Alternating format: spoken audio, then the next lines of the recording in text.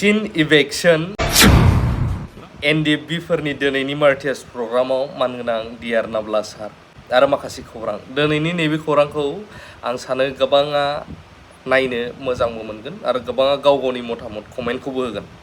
आरो इभिक्शननि सायावहाय जाय सनापुराव जादों गोबाङा गोबां कमेन्ट हरदोंमोन दाख्लैनिफ्राय आं नायबाय थादों जे मानो बर' इउटुबारफ्रा बिनि सायाव भिडिअ बानायाखै सोरबा सोरबा सैनांगासिनो दङ नाथाय नोंथांमोना मिथिगौना मोनसे खोथा आं दा लास्टआव खिथागोन मा बियो हेफाजाब होनायनि थाखायनो माखासे बर' इउटुबारफोर केस जानानै दं दायो आंनिनो लोगोफोर दिनैसिम खिथानानै लायाखै नाथाय आं बेखौहाय जेब्ला कर्टआवहाय हाजिर जाहैयो बे समाव आं नोंथांमोननो निस्सय खिथागोन फोरमायगोन माब्रै जादों दा बुंनांगौ खोथाया बेसो जोंहा मामा हेमन्त बिश्व शर्मानि आं खौरांखौ होग्रोगोन बिनि उनावसो आं एनडिपिनि दिनैनि प्रग्रामाव थांगोन नोंथांमोना नायजोबलाङाब्ला बुजिनाय नङा दिनै सनापुराव इभिक्शन जादों ट्राइबेल बेल्ट एन्ड ब्लकनि आन्डाराव जायनाखि इभिक्शन होस्रांनाय हाबाफारि लादों बे सोलिगासिनो दा बेवहाय लिरदों नो मार्सि नो फरगिभनेस प्रिन्सिपल विल बी इभेक्टेड माने गासैबो इभिक्शन जागोन जायफ्रा ट्राइबेल बेल्ट एन्ड ब्लकनि आन्डाराव दङ नाथाय साननो गोनां बाथ्राया बेसो जोंनि बिटिआर हालामनि सिङाव थानाय बिटिसि नामावसो बिटिआर गोबाङा बुङो नाथाय बिटिसिनि सिङावबो गोबां इलिगेल एनक्रचमेन्टफोर दङ गुबुन जाति बा गुबुन जायफ्रा थानो मोन्थाय गैया बैफोरबो इलिगेलै हा आवग्रिनानै दङ दा बैफोरबो इभिक्शन जानांगौ गुवाहाटी हाइकर्टनिफ्रायबो मोनसे अर्डार फैबायमोन थाबैनो इभिक्शन जानांगौ दिनैसिमबो जानायखौ नुनो मोनाखै जों बेखौ खौरां मोनदोंमोन मा बेयावहाय सोरनि अबहेला दङ जोंनि बिटिसि बा बिटिआर सोरखारनि ना पाब्लिकनि अबहेला इभिक्शन जानांगौआ सोरनि नैबे मोनसे सोंलु फैदों आरो सनापुराव जानाय इभिक्शननि सायावहाय मा बुंदों बेखौ नायोब्ला जों मा बुजिनो हायो हेमन्त बिश्व शर्माया बेखौ नायग्रो बिनि उनाव आं मेन खौरां मोनसेयाव थांगासिनो আপোনালোকে জানে যে ট্ৰাইবেল বেল্ট এণ্ড ব্লক যিখন আইন সেই আইনখন গোপীনাথ বৰদলৈ কংগ্ৰেছ দলৰ মুখ্যমন্ত্ৰী হৈ থকা অৱস্থাত এই আইনখন প্ৰণয়ন কৰা হৈছিল আৰু নিৰবিচ্ছিন্নভাৱে ট্ৰাইবেল বেল্ট এণ্ড ব্লকত সন্দেহযুক্ত লোকসকল আহি সোমাইছে আৰু যিসকল লোক আহিছে তেওঁলোক ভূমিহীন নহয় ওচৰৰে বুঢ়া বুঢ়ী গাঁও তেওঁলোকৰ নিজৰ ভোটাৰ লিষ্টতো নাম আছে মাটিও আছে তেওঁলোকে কৰে কি যে এনেকে তেওঁলোক লাহে লাহে ডিমৰীয়াত সোমাই আছিল আৰু ডিমৰীয়াত আহি প্ৰায় ৪,০০০ ভোট ৫,০০০ ভোট তেওঁলোকে সৃষ্টি কৰি লৈছিলে ২ বছৰ ৩ বছৰ ৪ বছৰ পিছত সেইটো এটা ২০-২৫ হাজাৰৰ এটা ব্লক হৈ যায় তাৰ পিছত তেওঁলোকে ৰাজনৈতিকভাৱেও সিদ্ধান্ত ল'ব আৰম্ভ কৰে আৰু যেতিয়া ২৫,০০০ মানুহ হৈ যায় তেতিয়া ৰাজনীতি কৰা মানুহসকলে এভিকশ্যন কৰিব নিদিয়ে কাৰণ তেতিয়া তাত অবভিয়াছলি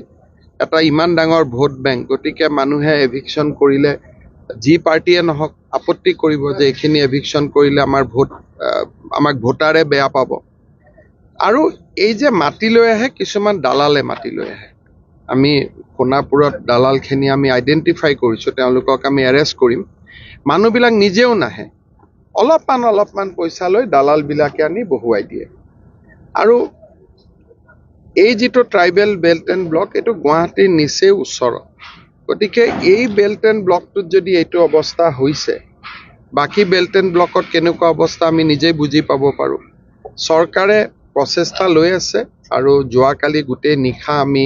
একশ্যন লৈছোঁ আজিও ডিজিপি তাত গৈছে কালি এবাৰ সময় হ'লে ময়ো যাম আৰু আমি তাত ট্ৰাইবেল বেল্ট এণ্ড ব্লকত যিমানখিনি সন্দেহযুক্ত নাগৰিক আহিছে আমি গোটেইখিনি উচ্ছেদ কৰিম যিখিনি শ্লোগান কালি তাত দিছিলে সেই একেখিনি শ্লোগান আপোনালোকে বাংলাদেশত যিটো ঘটনা হৈছিল বাংলাদেশত যিবিলাক শ্লোগান ইউজ কৰিছিল সেম শ্লোগান যোৱাকালি সোণাপুৰত ইউজ কৰিছে ৰেলগাড়ীও ৰখাই দিছে আপ এণ্ড ডাউন কৰিব দিয়া নাই ৰেলগাড়ী ৰখিছে আৰু আপোনালোকে দেখিছে যে সৰু বাচ্চাৰ পৰা বয়সস্থলৈকে চবৰ হাততে লাঠি দা চবৰ হাততে আছিল আৰু কালি যদি পুলিচ তাতে লগে লগে ৰিইনফোৰ্সমেন্ট নহলহেঁতেন বা গুলি নহলহেঁতেন হয়তো বহুত ডাঙৰ ঘটনা এটা ঘটি গ'লহেঁতেন অসমৰ হিষ্ট্ৰীত নোহোৱা ঘটনা এটা ঘটি গ'ল তো ডেফিনেটলি দাও লাঠি এইবিলাকক এতিয়া কি ক'ব আপোনালোকে ডেফিনেশ্যনটো ঠিক কৰি লওক थारैनो नोंथांमोना खौरांखौ खोनाबाय मा बुंदों हेमन्त बिश्व शर्मा मामाया जोंहा ट्राइबेल बेल्ट एन्ड ब्लकनि आन्दाराव थानायाव अब्ला बैफोरबो दे ट्राइबेल बेल्ट एन्ड ब्लकनि आन्दाराव थानाय इभिक्सन जानांगौ जाबाय नाथाय जोंनि बिटिसि सिङाव थानाया मा जागोन बिटिसि खुंथाय बा बिटिआर खुंथाय गोहोआ बेवहाय मा इनिशिएटिभ लागोन बे मोनसे गेदेर कुइसन जानानै फैदों दिनैहाय बांबुरगोरा बिथां मानाव गेदेर सारनि मुंख्लं सान दिनै मार्टियार्स डेआवहाय निस्सय जोंनि आफादगिरि एनडिएफबिनि मानगोनां रन्जन दैमारि सारमोन आरो जेलाव थानायफोरा फैनो मोनाखै हायाखै अब्लाबो रायजो राजाया मैयानि भिडिअ जायफ्रा नायाखै नायबा नुगोन सोंलु खालामदों दिपेन बर' सारखौ जे बिटिआर एकर्डनि बारै रायज्लायगासिनो दं सावरायदों सावरायबावदों खै बोसोर सावरायखो 2020 थांबाय 21 22 24 सफैबाय अब्ला दासिम मा जाखो बे आंनि बुंनाय नङा रायजो राजाया गोबाङा कमेन्ट खालामदों मानि थाखाय ना पलिटिकेलनि थाखाय पलिटिकेल कनस्पिरेसि बा राजखान्थिनि लाबालाबनि थाखायसो नामा बेखौ गोबाङा कुइसन सोंलु खालामहरदों मैयानि भिडिअ थांनानै नायोब्ला कमेन्टफोराव नोंथांमोना नुगोन दा दुखु गोनां बाथ्राया बेनो एग्रिमेन्ट बिटिआर एकर्ड गोजोन गोरोबथा समावहाय स्लट बख'नानै लांबाय डिआर नाब्ला सारखौ सिगनेचार होहैबाय लोगोसे प्रमद बर' साराबो बुंदोंमोन बे सुक्तिजोंनो रन्जन दैमारियाबो गबाय नै रन्जन दैमारि बिथाङा जेलाव दङमोन बे सुक्तिनि गेजेरजोंनो बिथाङाबो ओंखारबाय दिनै दुखु गोनां सुक्तिजों गबाय होनजानाय सारा गैया दिनै मार्टियार्स डेआवबो गैया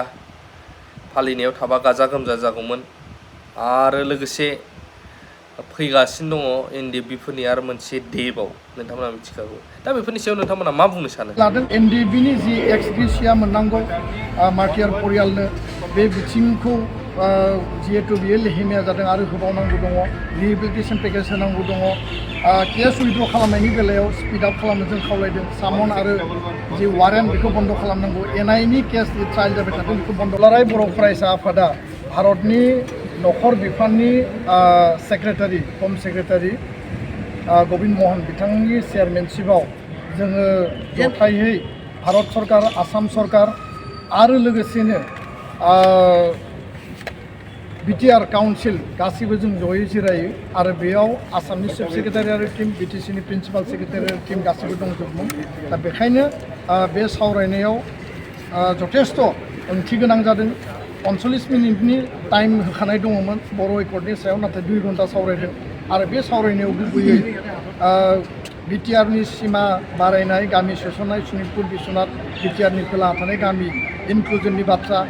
आरो बे इनक्लुजननि गेजेरजों 60टा समस्ति बांहोनांगौ बे बाथ्राखौ सावरायनाय जादों कमेन्ट होनो हागोन थेंक इउ भेरि माच फर वाचिं लाभ इउ अल